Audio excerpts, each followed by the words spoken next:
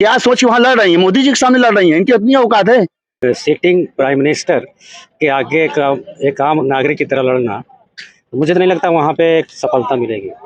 लड़ रही हैं तो जीतने के लिए ही लड़ रही हैं। अब आज का जो रुझान है वो जीत ही सकती हैं। ये सरकार से पब्लिक ऊब चुकी है, इसलिए वो हार गई हैं। बिना मोदी थोड़ी रहेंगे ना। खासियत है सोने लाल के लड़के हैं वो। जमानत जब्त हो जाएगी भाई। कहाँ पल्लवी पटेल, कहाँ मोदी जी। जोन बोए हुई हैं वही कटी हैं। केशव जी की कमी रही तब तो हार गए। आज की स्थिति जो दिखाई दे रही है वो तो पल्लवी पटेल जी के पास में जाना चाहिए चुनाव। मोदी आएंगे, प्रधानमंत्री सामने टिकेगा, कहते हैं वहाँ विकास करेंगे, वहाँ के सामने कोई कीमत नहीं है। लेकिन उन्होंने डिप्टी सीएम को तो हराया ना। ये तो अलग की बात है। नमस्कार, मैं हूं अमन त्रिपाठी और आप देख रहे हैं कौशाम्बी लाइव। इन दिनों एक खबर खूब सुर्खियां बटोर रही हैं। खबर यह है कि कौशाम्बी की सिराथू से सपा विधायक doctor Pallavi Patel deputy CM Keshav Prasad Maurya को हराकर अब वह वाराणसी की सीट से प्रधानमंत्री नरेंद्र मोदी के सामने चुनाव लड़ने जा रही हैं। आखिर अगर वह चुनाव लड़ी तो उसका परिणाम क्या होगा, इसको जानने के लिए हम सिराथू विधानसभा 251 के कमासिन मोड़ पर आए हैं और यहाँ पर तमाम लोग हैं जो तमाम दुकानों पर मौजूद हैं।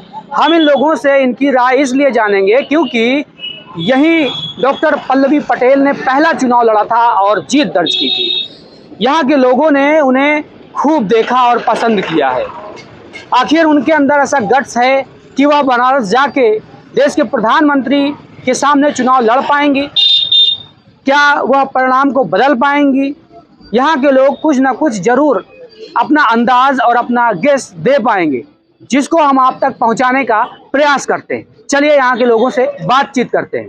क्या होगा? जमानत जब्त हो जाएगी भाई। हर क्षेत्र अलग अलग है ना। पल्लवी पटेल यहाँ की विधायक हैं और मोदी जी कहाँ के हैं, बनारस के सांसद हैं। तो जो जमीन आसमान का फर्क है, कहाँ पल्लवी पटेल कहाँ मोदी जी। लेकिन इसी तरह यहाँ डिप्टी सीएम को उनके घर में हराया था। वो एक और बात थी, यहाँ जाति या चक्रव्यूह में फंस गए हमारे केशव जी और वहाँ दूसरी बार मोदी हैं भाई। कुछ लोग कहते हैं बोलने में बहुत लीडर है और शायद वहाँ पर टक्कर दे रहे हैं। हमको तो नहीं लगता है कि कोई भी कौशाम्बी की कोई आवाज उठाई। आप एक क्लिप दिखाइए हमको कि कौशाम्बी के विकास के लिए पल्लवी पटेल बोली हो, खाली केशव जी के अलावा। कम्मा हो जाता है तो बेटियों को मैदान पर, तो बेटियां आई मैदान पे, बेटियों ने कुछ कर नहीं दिखाया। बेटियों को आना चाहिए, बेटियों को कुछ करना भी चाहिए।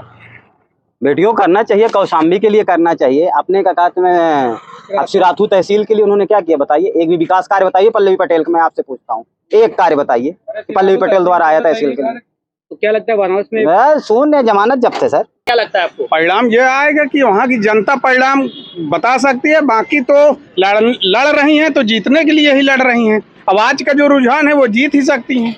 अच्छा, उन्होंने डिप्टी सीएम को हराया था, इसीलिए शायद उनका मनोबल बढ़ा हुआ है और देश के प्रधानमंत्री मनोबल से नहीं है, सरकार से पब्लिक ऊब चुकी है, इसलिए वो हार गई हैं। अच्छा, हाँ, देश के प्रधानमंत्री को हरा सकती है। हरा सका थी। तो क्या लगता है क्या परिणाम आएगा? परिणाम देखिए, वहाँ का अगर लोकसभा सीट की बात किया जाए तो एक सिटिंग प्राइम मिनिस्टर के आगे एक आम नागरिक की तरह लड़ना, मुझे तो नहीं लगता वहाँ पे एक सफलता मिलेगी।